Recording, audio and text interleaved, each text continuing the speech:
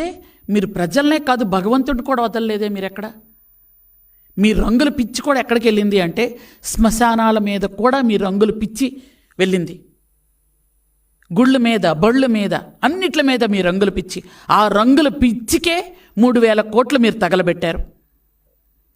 మీ ప్యాలెస్లో మీరు తిన్న చిన్న చిరుతిళ్ళు ఎగ్ పఫ్లకే మీరు దాదాపు 3.5 కోట్ల రూపాయలు మీరు తినేసినటువంటి గనులు మీరు మా గురించి మాట్లాడుతున్నారు ఈరోజు.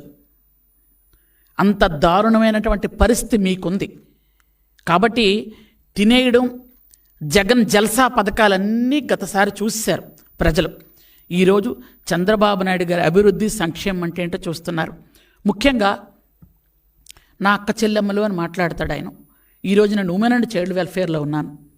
ఏ అక్క చెల్లెమ్మలకి ఏం చేసావయ్యా నువ్వు? నీ సొంత అక్క చెల్లెలకి ఎలాగో ఏం చేయలేదు. అసలు